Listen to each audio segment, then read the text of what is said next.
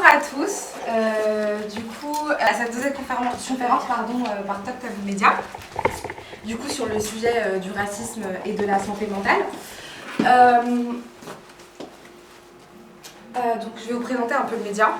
Donc, ça a été créé du coup en mars 2021 sur Instagram principalement. Et en fait, c'est 70% de dénonciation de tabous dans la communauté sud-asiatique et 30% de représentation un peu de la communauté sud-asiatique.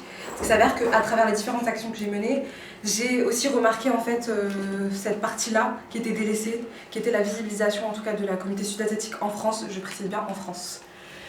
Du coup, Tok Tabou, c'est sur plusieurs réseaux sociaux. Bon, vous essayez, je pense que vous voyez un peu. Du coup, je suis pratiquement sur tous les réseaux sociaux. Du coup, lors du lancement de cette conférence, j'avais besoin un peu d'être un peu sur tous les réseaux sociaux.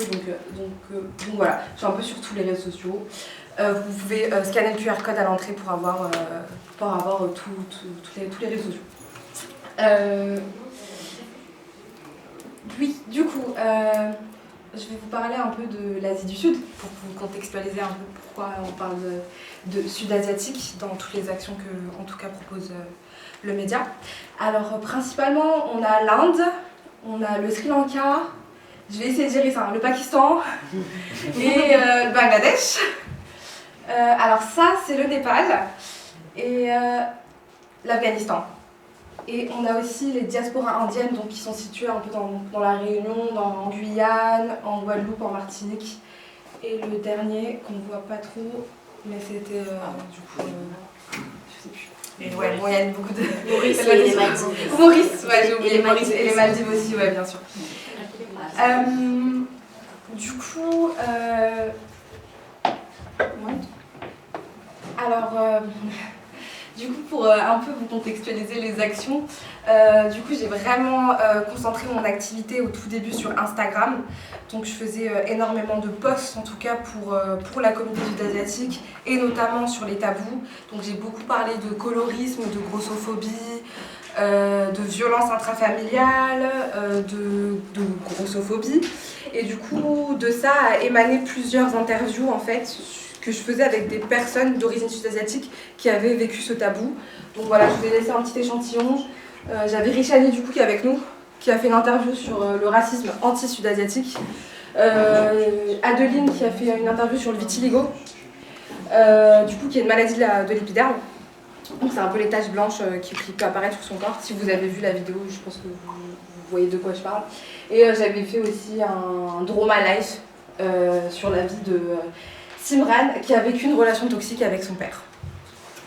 Alors on a aussi des actions un peu qui se font sur le terrain, que j'essaye de faire un peu sur le terrain, hormis les réseaux sociaux, qui m'ont vraiment aidé en tout cas à visibiliser le média. Donc j'avais fait vraiment au tout début de mon activité en 2021 un photoshoot. On voit pas trop bien la photo, mais vous pouvez la voir sur, sur ma page. Donc c'est un photoshoot en fait qui mettait des filles d'origine sud-asiatique qui avaient vécu du colorisme et de la grossophobie. C'était assez intéressant à voir parce qu'on voyait vraiment qu'elles avaient super confiance en elles. Et on a essayé d'exploiter ça sur le photoshoot. Dans un deuxième temps, du coup l'année dernière, il y a quasi 1 an et 3 mois, je suis très précise, on a fait du coup une conférence sur le colorisme. Là, tu peux juste... Ah ok, top, merci. Sur le colorisme, c'était à peu près le même modèle. Donc on avait une personne qui avait théorisé, contextualisé le colorisme et 2 autres personnes qui étaient du coup victimes de colorisme et avec qui on a interagi. Et dans un autre temps, j'ai aussi ce projet en parallèle qui est un talk show sur YouTube qui reprend un peu le format des interviews des interviews Instagram que je faisais avant, que du coup j'ai arrêté pour ce projet.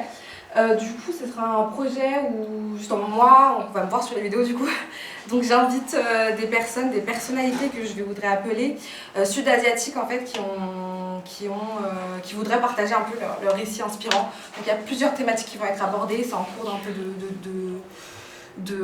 c'est en programmation un peu. Donc j'avais fait un premier talk show sur couple mixte, donc j'avais accueilli un couple cambodgien et indien.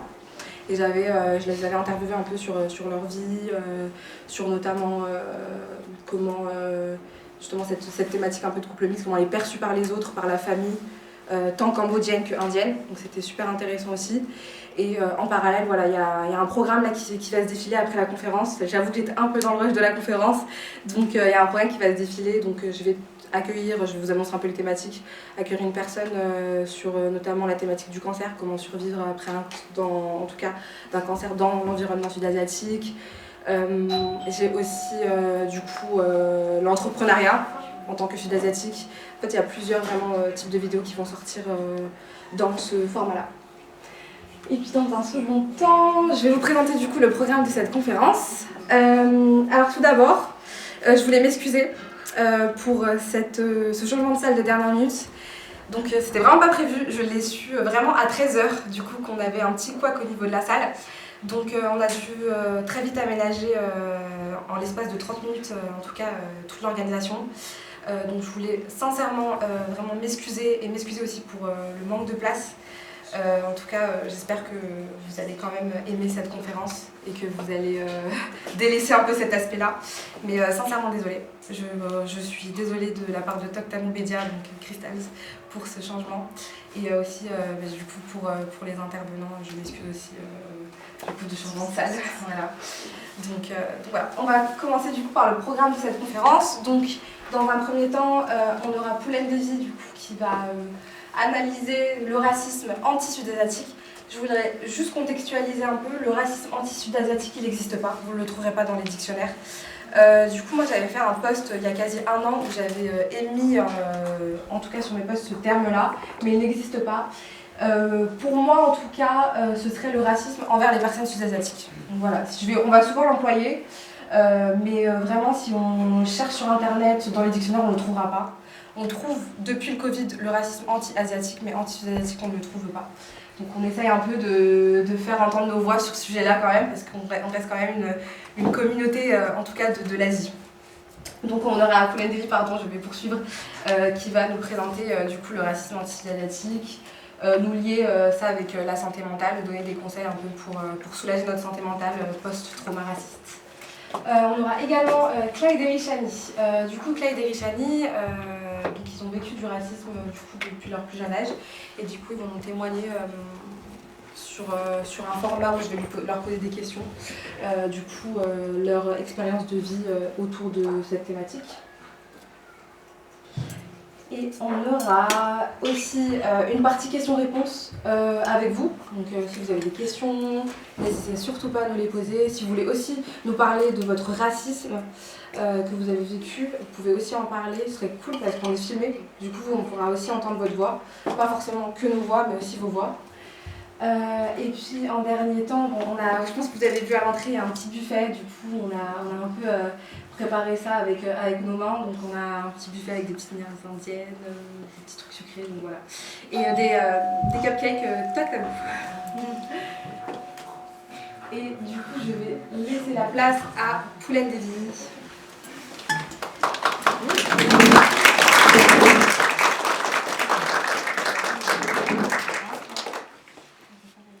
Merci beaucoup. Je pensais pas vous voir aussi nombreux. C'est une petite salle et c'est super chouette que vous soyez là. Ça montre qu'il y a un réel intérêt pour ce sujet. Alors j'ai 30 minutes, du coup je vais mettre un chrono parce que sinon je peux partir pendant très longtemps. Donc moi je m'appelle Poulen Devi. Mais là, tu peux passer sur la. Bon, du coup, on voit pas trop, mais je vais vous expliquer. J'appelle Poulen Devi, j'ai 32 ans, je suis tamoule et indienne. J'ai grandi en banlieue parisienne, dans le 92, à Gennevilliers. Il faut que je parle plus fort? Non? Ça va? Ok, je parle plus fort, je peux parler plus fort. Il n'y a pas de souci. Et donc, j'ai habité en région parisienne pendant toute ma scolarité. Et maintenant, j'habite plutôt du côté. Encore en France, mais à côté de la Suisse. Je suis consultante en diversité inclusion. Alors, la diversité inclusion, c'est un grand sujet. C'est essentiellement apporter de l'accessibilité, plus de représentativité dans les sphères professionnelles. Moi, j'ai décidé de me focaliser sur quelque chose qui me concernait par rapport à ma culture. C'est que j'aide les professeurs de yoga et les studios de yoga, essentiellement monopolisés par des personnes blanches, pour ouvrir cette accessibilité à plus de personnes qui nous ressemblent, parce que je ne sais pas si dans cette salle il y a énormément de personnes qui font du yoga. Mais voilà, donc moi j'apporte tout ce travail-là auprès des studios et des professeurs de yoga. Et je suis également créatrice de contenu. Donc sur Instagram, je suis assez vocale et j'ai commencé en fait là-bas à exposer pas mal de choses qui se passaient à la fois de manière externe, donc le racisme qu'on peut vivre, le sexisme, etc. en France, mais aussi pour moi c'était impossible de parler, enfin de critiquer que ce qui se passe ailleurs et pas ce qui se passe à l'intérieur, dans nos familles, dans nos foyers, parce qu'il se passe énormément de choses et je pense que c'est pas assez visibilisé. Donc j'ai créé, donc il y a mon compte Instagram et j'ai créé un podcast qui s'appelle Ni ton hindou ni ton backpack en 2020 pendant le Covid, j'ai eu plein d'idées. Donc je me suis dit que j'allais faire ce podcast justement qui traite notamment les sujets de racisme, mais il y a d'autres sujets qui arrivent et c'est toujours en lien avec la communauté sud-asiatique. Après il y a la plateforme d'écriture Parlons bien, Parlons Brown dans laquelle je récolte des témoignages de personnes qui veulent m'écrire. Tout le monde est le bienvenu, la bienvenue pour écrire et d'ailleurs Eugénie elle a déjà participé à cet exercice, c'était super chouette. Et l'année dernière, j'ai écrit une newsletter qui s'appelle Troisième œil, dans laquelle je mélange actualité et contexte sud-asiatique, où je parle énormément de cinéma indien, la différence, les différents aspects qui peuvent exister, la grossophobie, la misogynie noire, la négrophobie, le racisme envers les personnes noires dans les cinémas indiens. Et il y a d'autres sujets comme le yoga, Halloween, l'appropriation culturelle, tout ça, histoire de visibiliser et de créer de la mémoire institutionnelle, parce que comme le disait Christelle, en fait, il n'y a pas assez aujourd'hui de support disponible sur Internet. Donc c'est à nous, en fait, de créer nos propres mémoires. Vas-y. L'année dernière, j'ai créé une masterclass qui s'appelle Yoga et appropriation culturelle. Je ne sais pas si tout le monde est au fait de l'appropriation culturelle, mais en gros, c'est quand des personnes qui sont issues de groupes dominants qui prennent de personnes dominées et qui ne rendent rien. Donc je me suis dit, allez, pourquoi pas créer un support pédagogique, parce que j'aime bien tout ce qui est formation, etc. Donc pourquoi pas créer un support pédagogique pour leur montrer qu'à un moment donné, c'est bien de prendre, mais il faut aussi rendre. Sinon, il n'y a pas de balance, il n'y a pas d'équilibre entre les deux communautés. Du coup, je me suis dit que j'allais tout mettre ça dans un cours en ligne, assez dense, mais pas très long. Et voilà, donc ça c'est au sein de mon entreprise qui s'appelle Get the Culture Right, où justement je fais toutes mes actions d'inclusion et de diversité. C'est bon. Alors, oui, ouais, là tu peux avancer aussi. Ok, donc pour commencer avec la première partie donc, qui est la présence sud-asiatique française, il faut comprendre pourquoi on est là, pourquoi vos parents sont venus ici, qu'est-ce qui fait qu'on a un lien avec la France. Donc ce qu'il faut savoir, c'est que la France, elle a été une puissance coloniale en Inde jusqu'en 1954, et donc il y a les...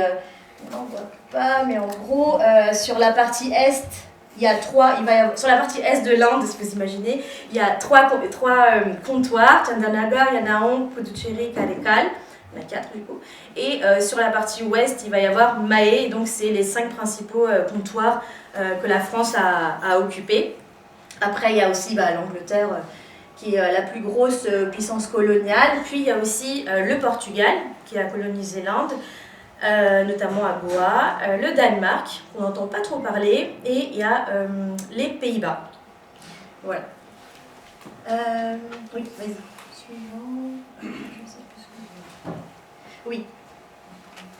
Donc le fait qu'on soit aujourd'hui en Inde, c'est pas le fruit, qu'on soit en France, c'est pas le fruit du hasard pour toute personne sud-asiatique. Donc il y a l'Inde parce que quand c'était la période coloniale, il n'y avait pas encore de séparation entre les différents États, mais bien sûr, là, du coup, je parle de l'Asie du Sud, donc les différents pays qui constituent l'Asie du Sud. Et donc, qu'on soit aujourd'hui en France, c'est pas par hasard, c'est bien parce qu'on a un lien. Donc, on est arrivé, notamment à travers la colonisation. On est arrivé quand il y a eu la Première Guerre mondiale en France, il y a eu des personnes, donc des poilus, etc., d'Inde qui sont arrivés pour fournir tout cet effort de guerre.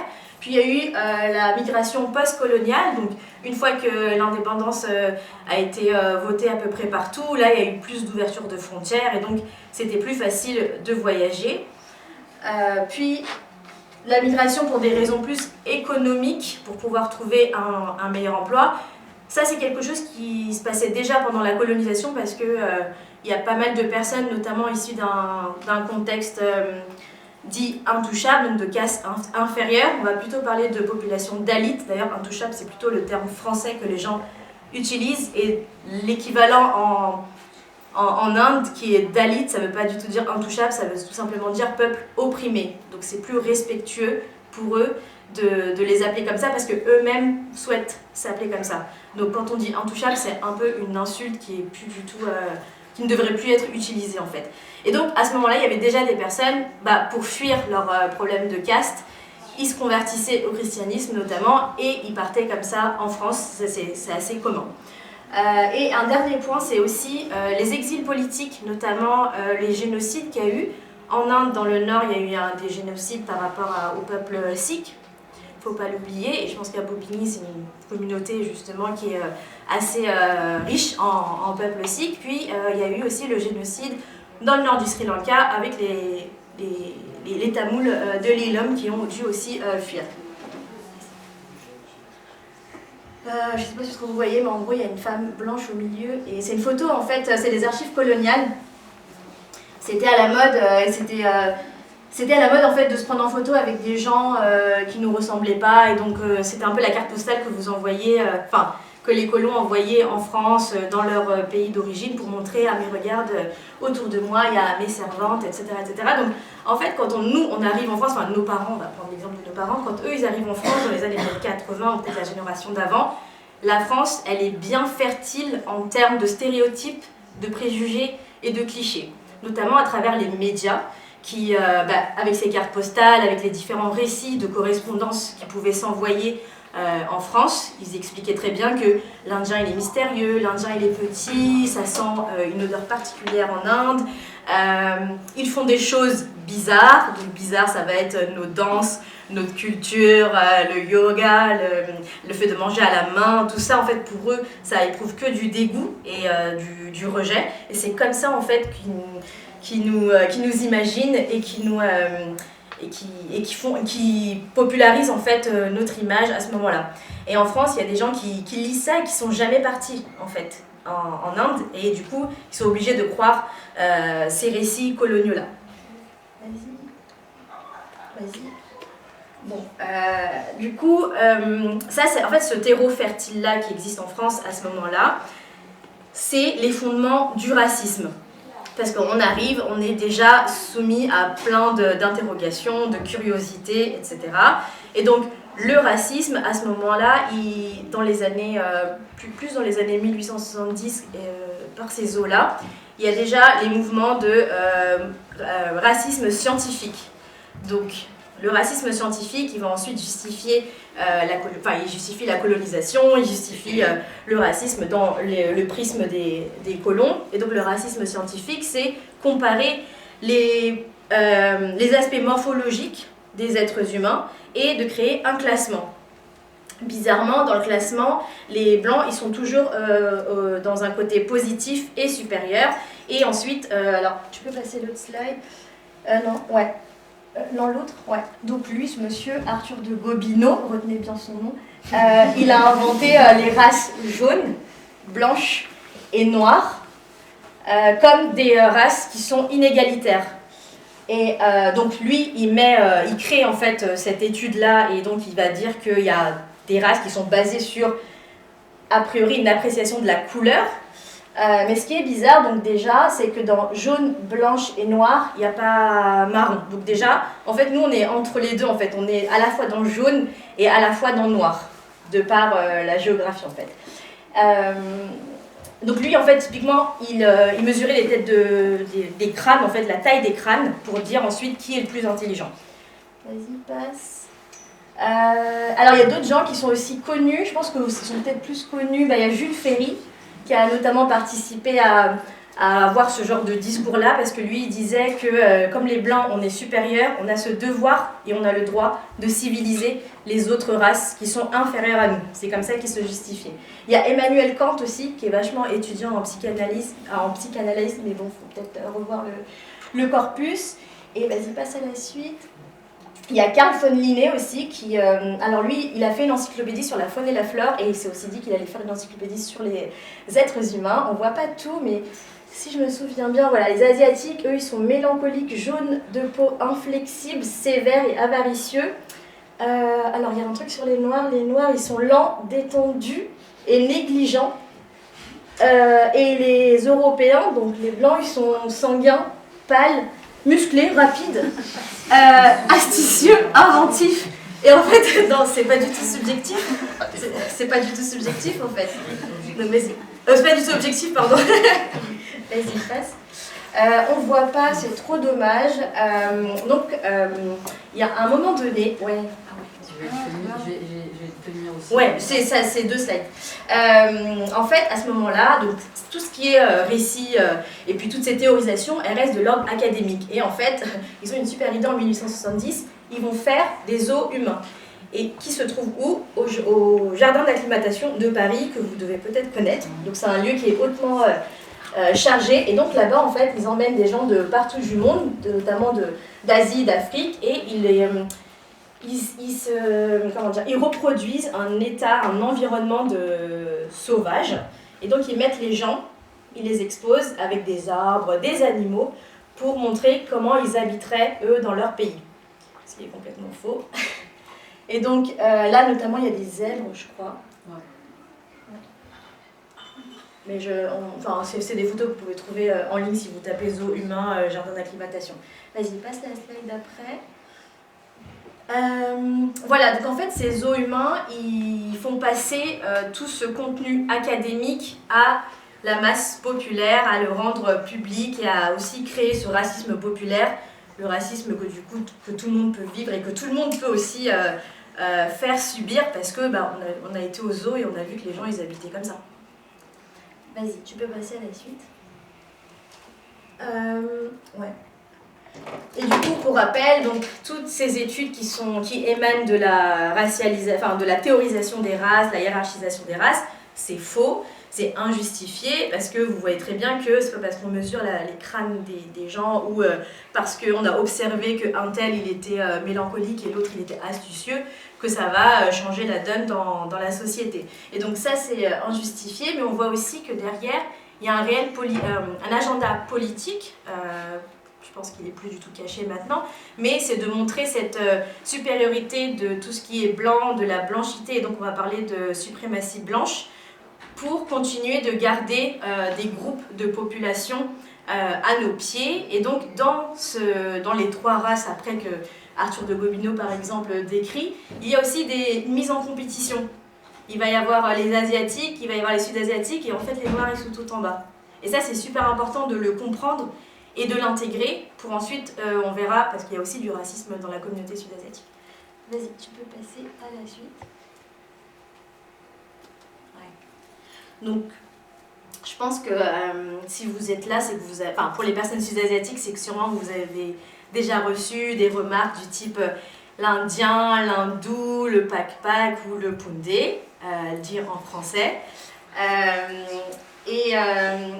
Et en fait, le racisme sud-asiatique, il va être différent, enfin, il va se manifester de manière différente par rapport aux autres communautés où, par exemple, on n'est pas inclus dans le groupe des Arabes et des Noirs, entre guillemets, en France. Nous, on est encore dans un autre cadre, ce qui fait que, quelque part, on a aussi des privilèges. Et par contre, pour donc le racisme sud-asiatique, il va plus se manifester par de la fascination, par des compliments. Au début, on ne se rend pas compte, en fait, qu'on reçoit ce genre de propos. On va se dire « Ah, mais ils sont curieux ». Mais en fait, on n'est pas aux zoo, on n'est toujours pas des objets de curiosité. Donc là, j'ai mis des exemples. Voilà, tu parles bien le français, mais si on est né ici, c'est normal qu'on parle bien le français. T'es belle, t'es beau pour un Indien, pour un Sri Lankais, etc. T'as un beau teint, Les médecins, par exemple, qui peuvent faire des commentaires sur votre peau et dire que vous avez une belle peau, mais en fait, c'est pas ton travail d'apprécier la peau. Enfin, fais le test et puis voilà. Et le racisme, il sera genré. Donc ça veut dire que les hommes et les femmes, si on prend juste d'un point de vue binaire, c'est qu'on ne vivra pas le même racisme. Les femmes, on va plutôt les exotiser, les fétichiser. Donc exotiser, c'est cette vénération, cette obsession de la femme objet. Et donc on va la lier à un fantasme sexuel. Sur les applis de rencontre, on peut très bien recevoir des commentaires du type « Ah, mais t'es indienne, donc tu peux peut-être m'apprendre le Kama Sutra », des choses comme ça. Et pour les hommes, le racisme, il va se manifester différemment, c'est-à-dire qu'on va plutôt essayer de l'affaiblir, et d'ailleurs c'est bizarre parce qu'on va essayer de le rendre faible et donc de dire qu'il est efféminé, qu'il est petit. On va aussi parler de ses attributs donc, sexuels, ses organes génitaux, il a un petit pénis, etc. Et donc, tout est fait pour que, en fait, c'est un racisme et sexisme à la fois, donc il est faible et donc c'est comme une femme. Donc là, il y a double connotation et c'est pour ça qu'aussi dans la communauté sud-asiatique, il y a aussi des problèmes de virilité où il y a des hommes qui se croient un peu tout permis parce qu'en fait, ils subissent ces deux choses en même temps. Vas-y, tu peux passer à la suite. Oui, on peut aussi nous demander quand est-ce que vous êtes arrivé en France. Donc, a priori, si vous êtes né en France, il n'y a pas de date d'arrivée. Et donc, c'est toujours pour vous renvoyer que vous ne faites pas partie du paysage, que ce soit public, sociétal, médiatique. Non, en fait, vous venez d'Inde. D'ailleurs, pour beaucoup de gens, l'Asie du Sud, c'est l'Inde. Ça, c'est dommage aussi parce que ça veut dire que ça cache tous les autres pays que Christelle a cités au début. Vas-y, tu peux passer à la suite. Je sais plus ce que j'étais là. Ouais. Donc, dans l'imaginaire collectif, on va plutôt croire que le racisme, ça va être quelque chose de très frontal. Et ça, l'Indien, si je prends l'exemple de l'Indien. Sauf que, en fait, le racisme, ce genre de racisme-là, c'est pas le plus grave, je dirais, c'est pas le plus fréquent non plus. Ce qu'on vit au quotidien, c'est plutôt de l'ordre des micro-agressions. Donc ça va être des propos que vous n'allez pas trop voir arriver, qui vont être distillés du matin au soir dans vos conversations, dans vos interactions avec vos collègues. Et ça va être des petites phrases, comme je l'ai dit au début, tu viens d'où, tu parles bien le français. Et en fait, de prime abord, on dirait que c'est des compliments. Et du coup, on ne se rend pas compte, en fait, au début, quand on n'est pas sensibilisé. Quand on n'est pas sensibilisé, on ne se rend pas compte, on se dit il est curieux, il me demande d'où je viens, etc. Mais est-ce que vous, en retour, vous allez lui demander d'où tu viens? Non. Il va pas te dire moi je viens de Bretagne. Enfin, c'est pas. Et puis, je sais pas, peut-être que ça vous intéresse pas en fait. C'est plutôt, en fait, la question elle se pose dans l'autre sens, c'est qu'il vous demande ça parce que vous avez une couleur particulière qui est différente par rapport à la personne qui vous parle. Donc ça, c'est des micro-agressions et c'est du racisme ordinaire. C'est donc vraiment quelque chose qui se passe dans le plus commun des mortels, de manière très tranquille, entre guillemets. Et en fait, derrière, ça vous crée plein de traumas raciaux qu'on va voir par la suite. Et puis, il y a aussi le mythe de la minorité modèle qui s'applique de manière générale à la communauté asiatique. C'est donc cette image que les Asiatiques seraient discrets, qui ne feraient pas de vagues, qui sont plutôt travailleurs et qui font des sacrifices. Et donc, à côté, forcément, les Arabes et les Noirs, ça crée totalement un contraste énorme parce que apparemment, vu que nous, on serait discrets, alors c'est pour ça qu'on accepte beaucoup plus de racisme. Ce mythe de la minorité modèle, il est assez compartimenté parce que il s'adresse beaucoup aux personnes asiatiques et donc les personnes qui sont asiatiques mais genre pas nous, donc tout sauf nous, on va parler plutôt des asiatiquetés, vraiment cette étiquette où physiquement parlant, on n'aura pas de ressemblance physique plutôt, mais le fait qu'on soit à côté, c'est-à-dire géographiquement parlant, on est aussi dans l'Asie, mais aujourd'hui on est obligé de s'intituler sud-asiatique parce que sinon on est perdu dans la masse. Par exemple, le racisme anti-asiatique, c'est plutôt lié au Covid. C'est pas quelque chose que nous, on a pu vivre de manière directe dans le métro par exemple, on n'a pas vécu ce genre de choses. Vas-y, tu peux passer à la suite. Et d'ailleurs, aux États-Unis, c'est beaucoup plus courant, même pour des Sud-Asiatiques, de s'appeler Asian. Ça passe plus que ici. Ici, c'est vraiment, bah non, t'es pas asiatique. Ah oui, donc tout à l'heure, je vous parlais du racisme qui peut aussi exister dans les communautés sud-asiatiques. Je suis désolée, il faut que je vous en parle aussi. Hein. Mais par exemple, dans la communauté sud-asiatique, le racisme primaire qui existe, c'est envers les personnes noires. C'est donc la négrophobie. À travers le colorisme, le fait qu'on ait grandi dans des cultures où il fallait à tout prix mettre des crèmes éclaircissantes. Sur Instagram, quand on veut quand on prend des photos et qu'on veut mettre des filtres éclaircissants, tout simplement croire que la peau blanche c'est quelque chose de supérieur et c'est ce qui serait meilleur. Donc là, il y a c'est à travers tout ce qui est aspect physique, puis il y a aussi du côté stéréotype. Je vous invite à juste vous questionner comment vos parents pourraient parler des personnes noires, ou c'est quoi les stéréotypes qui peuvent être véhiculés de manière générale par rapport aux personnes noires sur cette notion d'agressivité, cette notion de état sauvage. Je sais que c'est des adjectifs qui reviennent et qui existent encore malheureusement dans nos communautés. Et donc ça, je vous invite vraiment, en tout cas pour les personnes sud-asiatiques, à assumer et à peut-être tenter des espèces de médiation avec nos proches parce que c'est pas juste en fait. Et c'est tout simplement raciste. Donc c'est pas parce que nous on en subit qu'on doit aussi en faire subir à d'autres personnes. Et il y en a un troisième, donc là c'était les stéréotypes, il y a aussi par rapport à l'inspiration, donc encore une fois à travers l'appropriation culturelle, il va y avoir des personnes sud-asiatiques qui vont s'inspirer de la musique afro, des coupes afro, de la danse notamment, mais encore une fois, si on s'inspire, qu'est-ce qu'on rend en retour? On gagne, on fait de l'argent sur leur culture, mais qu'est-ce qu'on leur rend? Qu'est-ce qu'on leur rend? Vas-y, tu veux passer à la suite? Et donc ça montre que la communauté sud-asiatique, aujourd'hui, elle a aussi des privilèges. C'est pas nous qui nous faisons arrêter dans la rue. C'est pas nous qui subissons énormément de délits de faciès par la police. Et je pense que ce privilège-là, il peut être mis au profit des luttes, notamment Black Lives Matter. On peut soutenir ces personnes. On peut montrer notre engagement et notre soutien, notamment à travers que ce soit des manifs ou que ce soit tout simplement amplifier les voix et déjà commencer par se déconstruire soi-même par rapport à ça. Ok, ouais, la suite. Donc par rapport à la loi, en fonction de si le propos raciste il est dit publiquement ou pas, il va y avoir une différence de somme de sanctions. C'est 1 500 € quand c'est non public, je dirais. Ouais, 1 500 quand c'est non public, voilà, et 45 000 quand c'est public. Je ne sais pas si vous avez vu la vidéo en ce moment qui tourne du jeune homme qui s'est fait...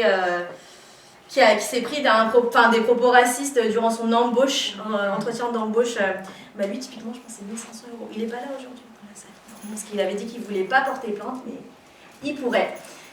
Donc ça, c'est la loi. Mais bon, voilà, la loi, c'est la loi. Vas-y, passe à la suite. Donc, on ne peut pas attendre en fait que la loi fasse son travail. On est en France, donc ça, vous le savez, tout ça. Par contre, on peut très bien, nous, prendre soin de notre santé mentale.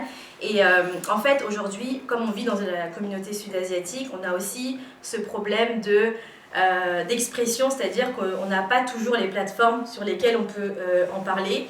Quand on veut en parler avec nos parents, c'est pas forcément le plus évident. Quand on subit du racisme, c'est aussi important de faire attention à cette colère que vous avez et de pouvoir l'exprimer déjà, parce que c'est pas quelque chose de mauvais. La colère, c'est tout simplement votre corps qui réagit et donc qui vous demande aujourd'hui de l'extérioriser, et c'est votre enfant en fait à l'intérieur qui vous dit mais attends, là il s'est passé quelque chose, donc il faut faire quelque chose, et donc de pouvoir la sortir et de l'exprimer. Vas-y, tu peux passer là-dessus. Là, j'ai mis quelques conséquences du racisme sur la santé mentale. Je vais plutôt parler donc d'anxiété. Quand on vit une microagression raciste, donc au début on s'en rend pas compte, mais en fait c'est quelques heures après que des fois ça peut prendre une meilleure forme dans votre cerveau et vous vous dites ah oui, donc là elle m'a dit quelque chose et c'est super dérangeant, je sais pas quoi faire, je ne peux rien faire parce que ça se trouve c'est mon N+1, et donc dans ce cas-là je suis un peu bloquée. Et puis on sait très bien qu'en France, on n'arrive pas à avoir ce discours où on peut parler de racisme parce que non, moi je suis pas raciste. Et donc ça crée énormément d'anxiété. Ça peut créer de la boule au ventre, ça peut créer des paralysies ou de la raideur au niveau de vos jambes, du déni tout simplement. Vous allez vous dire non, c'est pas du racisme. Ou... Voilà, vous allez parler d'autre chose parce que de toute façon il vous a pas dit ça l'Indien. Il vous a juste dit tu viens d'où. Ça peut créer aussi du coup un éloignement personnel par rapport à votre culture. Ça veut dire que vous allez avoir honte de votre culture, vous n'allez pas trop essayer d'explorer ce que votre culture vous propose, ou alors complètement déconnecté. C'est que vous allez vraiment être dans un rejet total et conscient par contre, et vraiment dire ah non, moi je mange pas avec les mains au resto indien, je veux pas m'habiller de telle sorte. Et c'est tout ça est légitime, hein, c'est pas un problème, c'est pas une erreur, hein, c'est juste que votre corps, la société, elle fait que vous agissez comme ça aujourd'hui. Qu'est-ce que j'ai mis d'autre? Je crois que j'en ai mis d'autres. Le déni, ah oui, le code switching, je sais pas si vous savez ce que c'est, mais en gros c'est vous allez modifier votre posture et la manière de vous parler. Ça se trouve, vous allez modifier vos cheveux, vous allez essayer de paraître moins indien, moins sud-asiatique. Ce qui est beaucoup plus visible chez les femmes noires, c'est que par exemple, elles ne pourront pas arborer leurs cheveux naturels, par exemple, lors d'entretien, parce que, en fait, et si ça se passait mal, en fait, durant l'entretien, et je dois mettre toutes mes chances de mon côté. Donc par exemple, ça c'est un exemple qu'on peut voir assez flagrant. Et donc le code switching, c'est vraiment changer de code. Par exemple, vous habitez en banlieue, vous allez à Paris, vous allez moins être peut-être détendu dans la manière dont vous parlez. Peut-être que vous allez être plus rigide et peut-être dans la manière de vous habiller, notamment. Et donc vous allez avoir aussi cette ambiguïté culturelle entre je suis pas assez français, je suis pas assez sud-asiatique, parce que là-bas aussi on vous renvoie que vous n'êtes pas vraiment des leurs parce que vous habitez en France, et il y a ce constant dilemme entre vos origines et quelque part ça crée aussi de l'anxiété parce que vous n'êtes jamais bien accueilli pour ce que vous êtes nulle part en fait. Et donc c'est à part chez vous, à part vous, en vous-même, il n'y a pas d'autre, en tout cas structure qui est à même de vous accueillir pleinement, quoi. Ouais. Oui, donc ce que je disais, c'est que contrairement à la culture occidentale, en Asie du Sud, dans nos familles, c'est plutôt le collectif qui prime sur l'individu. C'est-à-dire que c'est la réputation de la famille, on agit en famille contre la vie d'une personne. On s'en fout en fait de vous en tant qu'être humain. C'est la famille un tel, elle fait comme ça, elle est comme ça, et c'est la réputation. Et on ne peut pas dire autre chose. Donc d'un côté, la collectivité, c'est très bien. Et je dis en fait, contrairement à l'Europe, parce qu'ici c'est beaucoup plus individualiste. Mais du coup, ça a aussi tous ces problèmes qu'il y a.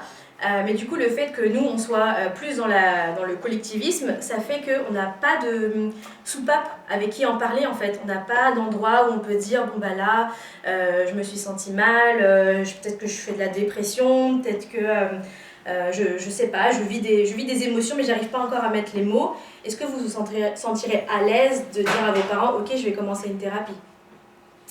Ça, c'est un peu compliqué. Est-ce que vous allez pouvoir...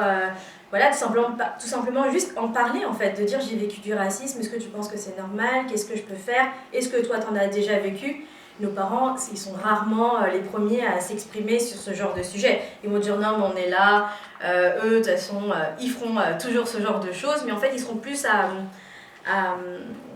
réduire le problème, voilà, c'est ça, à réduire le problème. Sauf que vous, votre anxiété elle continue de grossir en vous, et vous avez toujours pas de solution pour réduire tout ça. Vas-y, tu peux passer à la suite. Ouais, donc là, bon, moi je suis pas professionnelle de la santé mentale, mais pour quelqu'un qui a été beaucoup chez la psy, je pense que je peux vous donner des conseils. Ouais. La première chose, je dirais, c'est vraiment payer attention à ce qu'on pense.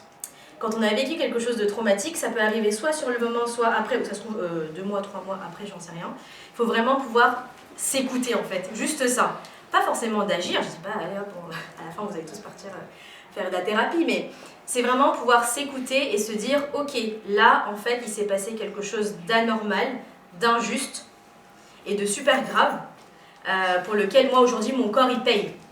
Parce que ça se trouve, si demain vous devez revoir votre agresseur raciste, vous allez peut-être avoir la boule au ventre, vous allez peut-être pas pouvoir recollaborer avec cette personne et vous aurez peut-être pas envie en fait. Donc ça crée cette constante anxiété à chaque fois, il faut pouvoir s'occuper de soi.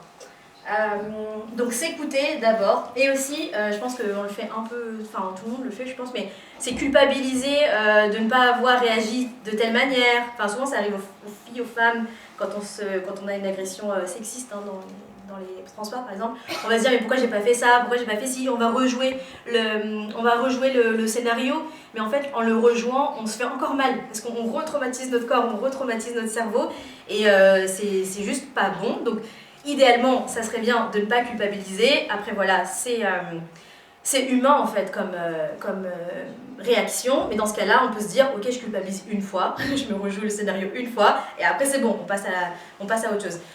Moi, j'écris beaucoup, donc dans un carnet, et ça m'aide énormément. Mais je suis aussi une personne qui aime bien l'écrit, et je sais que ça peut ne pas correspondre à tout le monde.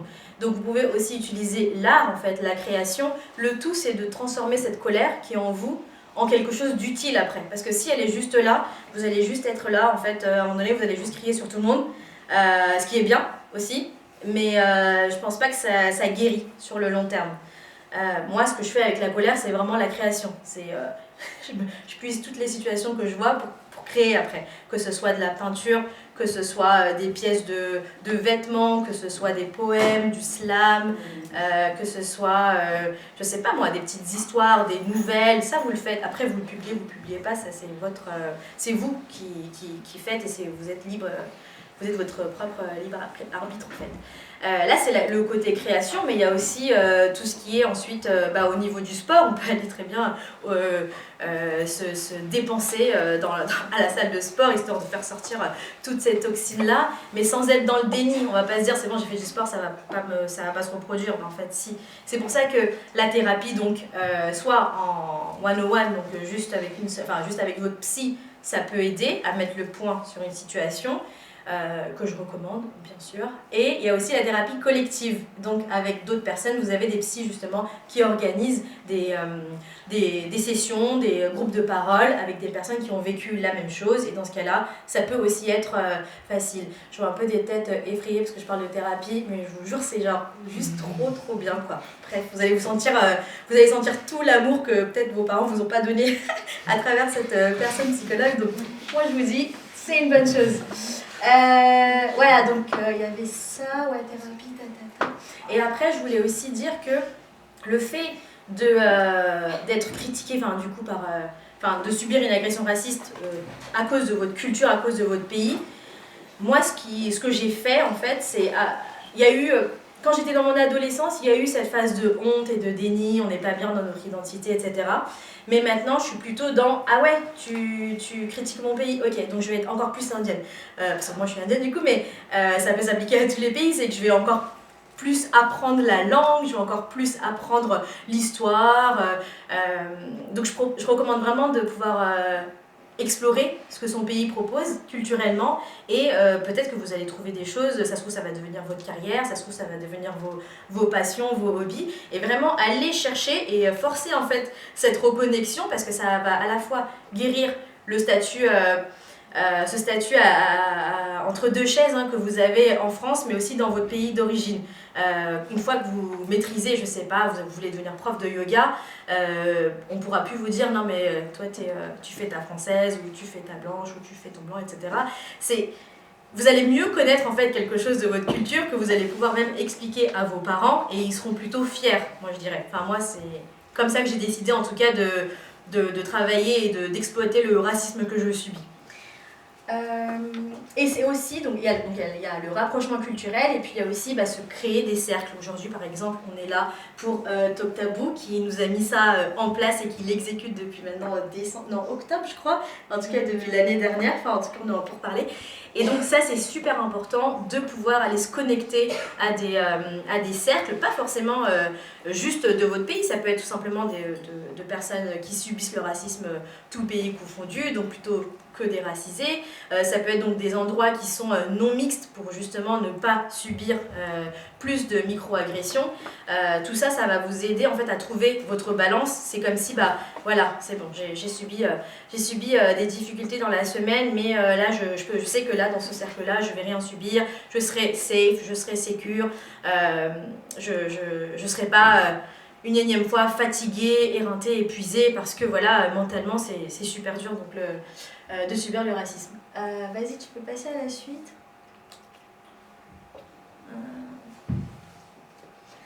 Ouais, donc c'est ce que j'ai dit, typiquement avec le sport, la danse. Moi je suis une partisane des siestes, parce que dans le monde capitaliste on vous dit toujours ne dors pas, te repose pas, travaille jusqu'à 18h. Enfin, la France, c'est vraiment le pire pays parce que en Suisse, si vous restez après 17h, on dit que vous êtes mauvais dans votre travail. Donc, je pense qu'on devrait peut-être prendre exemple sur eux. Mais vraiment, le travail, c'est pas la vie, même si nos parents ils nous ont éduqués comme ça. Vous, derrière votre corps, il faut qu'il tienne. En plus, on va peut-être pas avoir de retraite, nous, en fait. Donc, vaut mieux tenir. Donc, prenez soin de vous, faites le travail nécessaire. Et c'est pas d'autres personnes qui vont venir vous prendre, qui vont vous dire, bah, venez, aujourd'hui, on t'a un rendez-vous chez la psy. Non, c'est petit à petit. Alors bien sûr, c'est un cheminement énorme, hein, parce qu'on vient, nous, d'une communauté où on dit que c'est les psys qui sont les fous, hein, chez nous on dit ça, mais c'est un cheminement qui vient de très loin. D'abord, on écrit, on parle, on tâte le terrain, on parle peut-être avec d'autres personnes qui ont fait des thérapies, peut-être, pour se motiver un peu. Peut-être que la première fois on annule, mais peut-être que la deuxième fois on y va et on assume, en fait. C'est pas si dégradant que ça, en fait, la thérapie. Alors, ouais, donc là, moi ce que j'avais mis en piste aussi, c'est on a la richesse en Asie du Sud d'avoir énormément de médecine entre guillemets non conventionnelle, donc tout ce qui est Ayurveda, yoga, etc.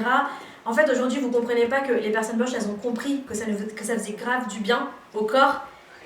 Et en fait, nous, on le fait pas et on continue de subir le racisme, alors qu'on pourrait très bien, en fait, trouver un peu cet état de en fait, je peux être raciste, moi je m'en fous. Mais grâce au yoga, en fait, ça pourrait vous aider.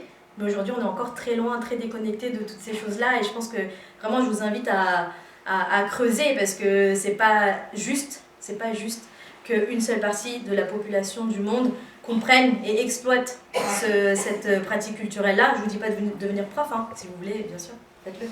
Mais déjà, rien que de faire quelques étirements le matin, vraiment faire des asanas de yoga, ça aide vraiment. Ayurveda, voilà, pour soigner un peu tout ce qui est maux de... Parce que le racisme, je ne sais pas pour vous, mais ça se joue beaucoup dans les tripes, dans le ventre, donc ça peut aider aussi à faire des détox ayurvédiques. De toute façon, vous connaissez très bien. Vos parents, ils ont dû vous donner des kashayas, des potions le matin si vous êtes malade. Vous connaissez de toute façon. Tout ça, c'est ayurvédique, hein, c'est pas parce que c'est pas brandé, je sais pas quoi, mystérieux, nanana, que ça l'est pas. Bien sûr que ça l'est. Alors, ouais. Là, je vous ai mis des comptes Instagram, mais je pense que Christelle, après, pourra les repartager sur ton compte Insta. Donc là, c'est plutôt pour traiter de tous les aspects psychologiques. Donc, on a Brown Girl Trauma, Lemon de Parvati, c'est une psychologue française et sri-lankaise, tamoul. Selma Sardouk, qui est coach décolonial, que je recommande beaucoup. Là, on a Brown Girl Therapy et le collectif Psy Noir, qui sont que des psychologues femmes noires. Et pour le coup, vu qu'on n'a pas de collectif de psychologues encore sud-asiatiques, je peux vraiment recommander toutes les personnes qui sont dans ce collectif. Ouais, tu peux aller à la suite. Après, pour s'informer, vas-y, tu peux continuer encore. Il y a le podcast Kiffe ta race à l'intersection. Il y a le mien, bien sûr, ni ton nom. Asiatitude, qui va plus traiter de manière générale les questions d'identité asiatique, asiaticité. Moi, je me concentre que sur notre communauté, même si je voudrais l'ouvrir à plus. À l'intersection, c'est vraiment amener un regard croisé, et c'est super intéressant, je vous recommande. Pas juste parce que je suis passée dessus. Et il y a Kiffe ta race, bien sûr, c'est beaucoup de sensibilisation, beaucoup d'informations pour des personnes qui sont à leur initiation sur tout ce qui est antiracisme. Ouais, tu veux passer à la suite? Là, je vous ai mis quelques pistes de comptes justement pour faire communauté, comment aller trouver des personnes qui nous ressemblent et qui peuvent nous aider dans notre quête. Il y a notamment Slash Asian qui fait un travail vraiment efficace, je dirais, parce que elle fait des photoshoots, elle parle à la fois de tout ce qui est esthétisme, mais aussi elle parle du racisme, donc c'est très efficace. Il y a Topero, bien sûr.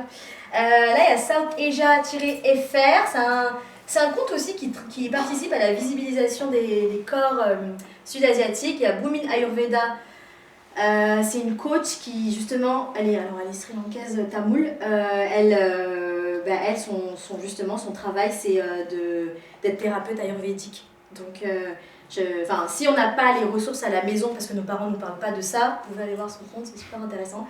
Il y a Parampara, tenu par Vinola, qui fait aussi partie de Passion Apsara.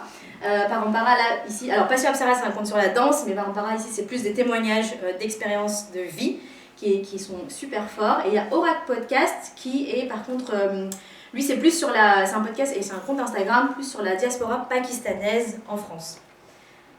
Ouais, là, je crois qu'après. Ah, il y a un petit oui, ben c'est tout, j'ai fini. Voilà. Du coup, les sources, je peux les partager éventuellement si vous en avez besoin.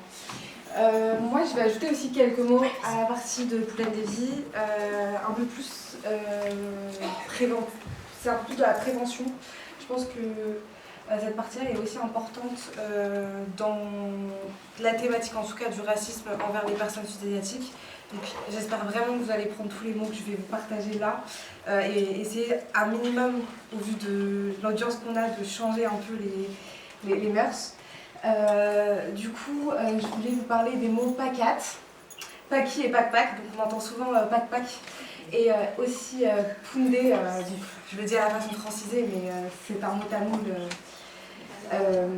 Et du coup, en fait, ces termes-là, ils sont très présents dans le langage familier, c'est-à-dire qu'on les retrouve beaucoup dans les salles de classe avec nos camarades qui vont, pour nous désigner, utiliser ces mots.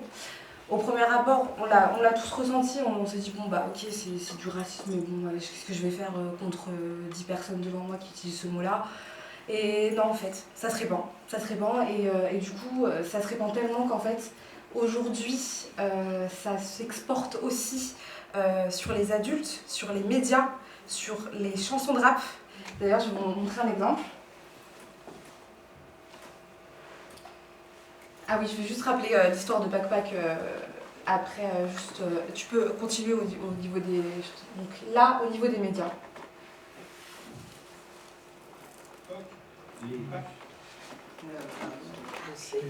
Voilà.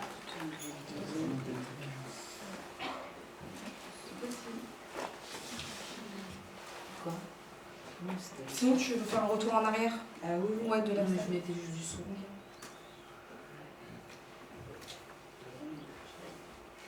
Des gars dans leur stock, les Pakpak débarquent à une dizaine pour mettre la pression. Il y a du monde aujourd'hui, hein? Un peu plus loin, les Pakpak font signe à un collègue de Sandrine de stopper. Aux policiers. Donc là, on a un reportage, en tout cas une partie de reportage de 90 enquêtes, qui est diffusée quand même sur les chaînes primaires qui se retrouvent sur nos télés. Et je trouvais assez important de signaler ce reportage qui est sorti du coup en 2020, donc c'est très récent en fait. Et il faut savoir que ce mot est utilisé par des journalistes qui normalement devraient se renseigner sur ce genre de sujet. Et donc là, on peut voir qu'en fait c'est dans un contexte où ils désignent en fait ces vendeurs à la sauvette. Donc en général, le terme pakpak en France est utilisé pour désigner l'épicier ou le vendeur à la sauvette au vu de sa couleur de peau. On a aussi également des rappeurs qui en parlent, qui utilisent ce mot. Flow mes pattes, t'as fait me job à 4 pattes, je prends ma liqueur chez le pack, je pas quand y'a pas. Ça c'est un son de Nekfeu, que je pense que vous connaissez tous, qui s'appelle Saturne, pardon. Et on entend très clairement le mot pack en fait, pour désigner l'épicier. Et on a également un autre.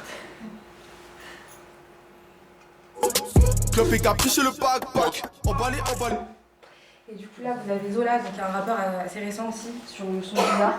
On l'entend clairement dire pack aussi pour désigner l'épicier. Du coup je voulais revenir en fait sur l'histoire de ce terme, pour essayer de sensibiliser ce sujet et pour essayer au maximum d'éviter d'employer ce sujet, d'employer ce terme, pardon. Je sais très bien qu'il est dit et redit dans nos entourages, mais il faut absolument arrêter d'utiliser ce terme parce qu'en fait il est lié à une histoire violente. Donc en fait, si je vous contextualise un peu, en 1964, donc post-seconde guerre mondiale, donc on a eu les premiers flux migratoires sud-asiatiques vers l'Angleterre. Et en fait, pour désigner ces populations, on utilisait le mot Paki. Donc on parlait de communauté Paki. Et du coup, ça fait aussi effet en fait à une partie de l'histoire de l'Angleterre qui a essayé de fermer ses portes en fait aux immigrants au vu du flux. Et donc en fait cette partie-là est aussi liée en fait au discours de Enoch Powell qui s'appelle Les Fleuves du Temps et qui justement s'oppose à cette entrée de personnes sud-asiatiques sur le pays même, en notamment disant notamment des mots racistes envers ces populations-là. Et en fait, ce qui est le plus important aussi à retenir sur ce sujet-là, et pourquoi il ne faudrait pas utiliser ce mot, c'est parce qu'il est lié en fait à une histoire clairement très raciste en fait. On a les skinheads, donc extrême droite, qui ont martyrisé en fait ces populations-là. Donc très clairement, ces personnes-là pillaient, volaient, frappaient en fait les personnes d'origine sud-asiatique, et c'était que des personnes d'origine sud-asiatique sur la décennie de 70. Donc c'est assez important en fait pour nous en tant que sud-asiatiques de ne plus entendre ce genre de propos, ce genre de mots dans le langage courant. Je dis bien courant aussi parce qu'il est aussi utilisé, comme vous pouvez le voir, par les médias, et dans le langage familier. Donc essayer de faire passer ce mot-là. J'essaye aussi très clairement de le faire passer moi-même à petite échelle, parce que pour vous donner un exemple, un repas de famille du coup avec mes beaux-parents blancs, pour me désigner l'épicier, ils m'ont dit pack. Et bon, après à ce moment-là, c'est mon copain qui a repris carrément parce que j'étais mal à l'aise, qui a dit mais vous pouvez pas employer ce mot-là en fait. Donc du coup, pour vous dire que même les générations d'avant l'utilisent, il faudrait absolument bannir ce mot parce que c'est quelque chose qui est lié vraiment à une histoire très forte de la communauté sud-asiatique, en tout cas de la communauté migratoire sud-asiatique. Voilà. Du coup, je pense que c'était tout pour moi. Oui, alors je vais parler aussi de Pundé, excusez-moi. Pundé, ça c'est très moche. Alors Pundé en fait, il s'avère qu'on n'a pas vraiment l'origine de ce terme, mais on pourrait supposer qu'en fait il est, du coup au vu de mes recherches aussi que j'ai fait sur ma page, parce que j'ai quand même traité ce sujet-là, il s'avère que ça viendrait des primo-arrivants, du coup tamouls, qui s'insultaient en fait entre eux de Pundé. Bon, je le prononce mal parce que je parle français là, mais très clairement, et de ça en fait, ça a créé un peu un effet boule de neige. Et donc les gens ont repris un peu petit à petit et ça est arrivé vraiment à grande échelle. C'est un peu comme le wesh en fait. Je prends souvent ça comme un exemple, le wesh, voilà, on le dit un peu tous. Parce que oui, c'est parti d'un truc et ça a vraiment explosé de tous les côtés. Donc voilà. Et du coup, T'as pas dit ce que ça voulait dire? Oui, j'avoue, c'est très important. Ouais, Pundé en fait c'est la partie génitale de la femme, donc c'est pas très sympa de se faire insulter de la sorte. Donc, et en plus de ça, d'après aussi mes sources, c'est vraiment un mot très vulgaire que même en tamoul on n'emploie pas. Donc voilà.